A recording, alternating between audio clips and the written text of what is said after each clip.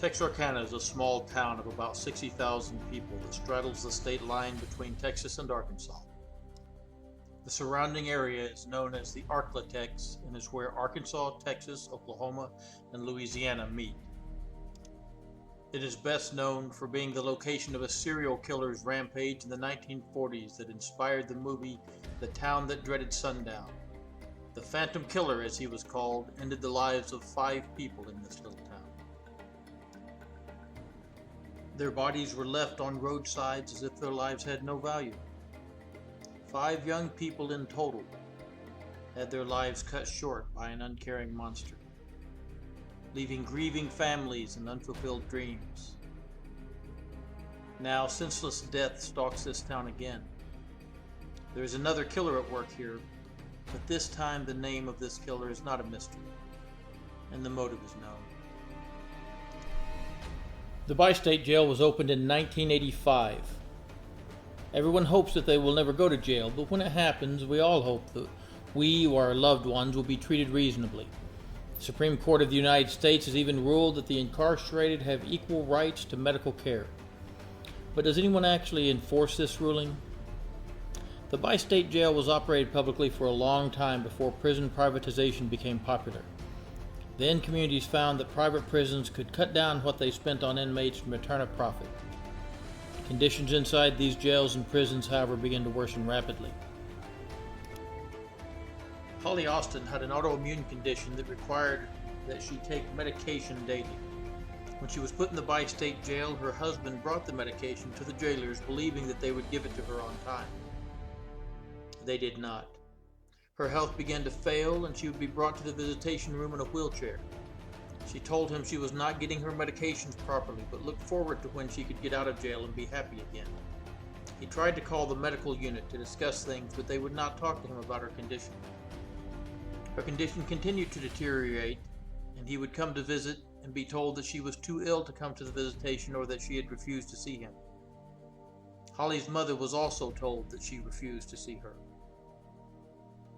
Another inmate told of hearing Holly begging for help, asking them to please take her to the hospital. Instead, she would be left lying on the floor in a holding area. An inmate named Elizabeth Edwards reported that the guards would snicker and laugh and accuse her of faking when she could no longer sit up. She filled out 5 medical requests but was ignored until much later when she was finally taken to a hospital in critical condition.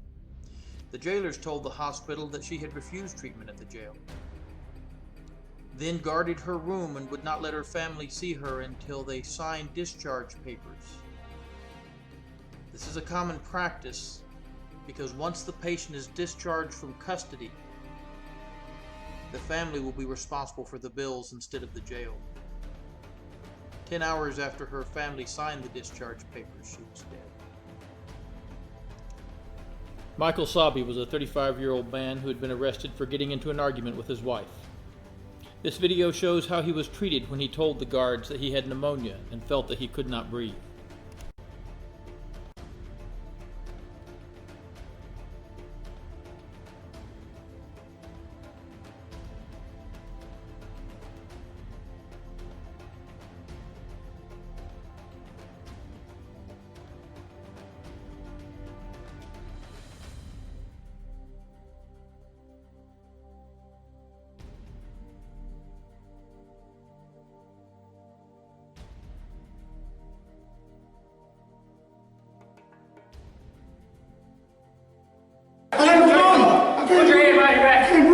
Get your hand behind your back. If you don't put your hand behind your back, you're going to be gassed. Tim McQuaid is going to be administered. Here, man.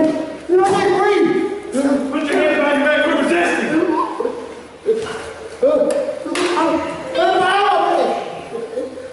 Get your hands behind your back, sir. I'm going to administer your weight. One, y'all clear. Clear. I can't breathe. Put your hands behind your back. You're going to get it again. I can't breathe. I can't hold you.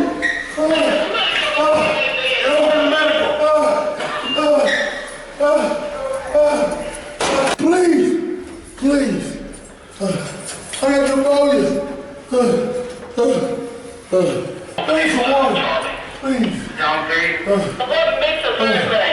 please, At this time, I'm letting a few minutes, I'm gonna get the story together. I'm sorry. You get down. I'm sorry. Get that stuff off of I'm you. sorry. I'm sorry. No, no shit. Can you I'm see sorry. him? I'm sorry. Okay. Please. The offender is purposely sit down. He's sitting down, he's on the floor. Y'all help him up to his feet. At this time, we're going to send this offender into his room. Into his cell. What cell we got over there? Stand up. The time is approximately 16:24. We had a use of force on the offender. What's his name? Savvy. What? Savvy. Offender Michael Savvy. And J-Pod. What exactly happened again? He refused to go to the pod, started walking back towards Jayhawk, up with and shut the door, and we started passing. Okay. The offender was being escorted back to his pod by Officer Brown through J hallway door. He refused to go. He tried to go back to jail. The nurse at the jail did nothing to help Mr. Sabi. She did not even take his vital signs. The guards threw him in his cell and wrote him up for feigning illness. They took pictures on their cell phones and laughed as he lay struggling to breathe. When he was found dead, his death was reported as natural until journalists were able to get a hold of this jail video. No federal charges were brought against anyone. Morgan Angerbauer was a 20-year-old type 1 diabetic. She had been thrown into jail for administrative violations of court-ordered programs. She had previously been found with drugs. In America, drug use is not considered a medical problem, but a moral one, and instead of helping people get away from drugs, they are thrown into the prison system.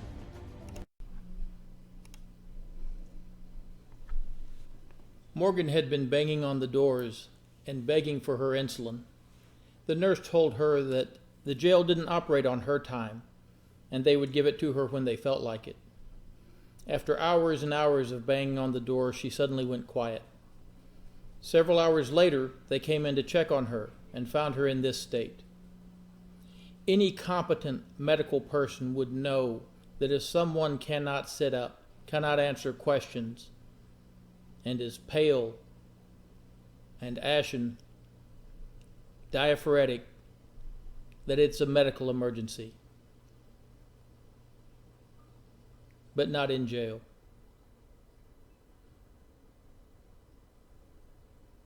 The nurse does basic vital signs, calling for no help, no EMS.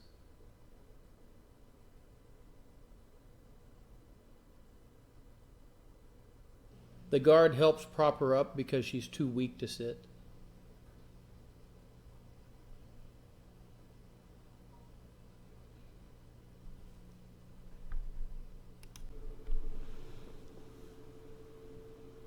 The guard is reading text messages on his cell phone. Does not seem very concerned.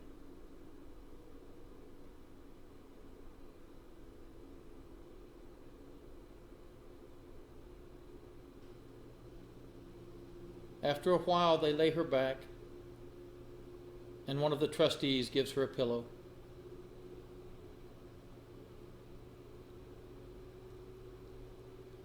There is no CPR, no attempts to resuscitate her.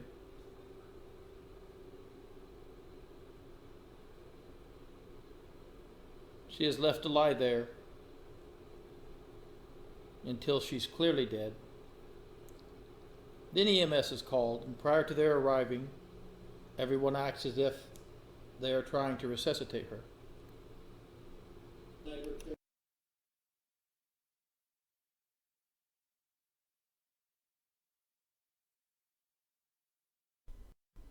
Morgan died, and the nurse who denied her care was charged with a misdemeanor and served 6 months.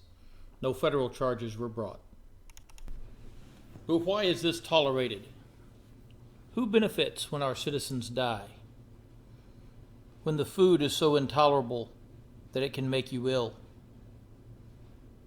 When education is cut from the budget, even though the recidivism rate with education is 17%, and without it, it is 86%.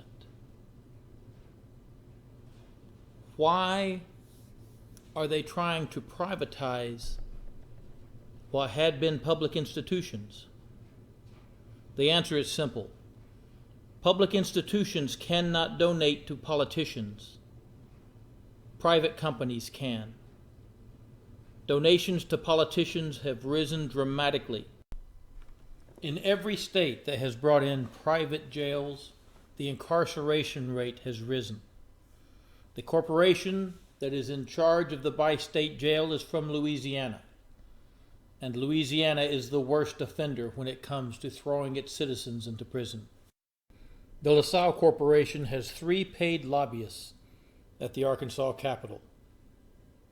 These lobbyists have been able to start doing to Arkansas what it has done to Louisiana, cutting off prisoners from their families, increasing the recidivism rate, encouraging politicians to increase incarceration rates.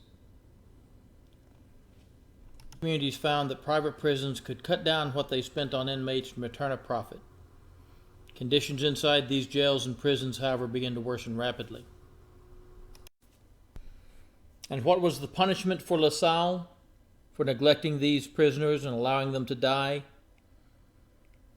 The state senator from Texarkana is advocating that they be given a contract for a large 1,000-person prison elsewhere in the state.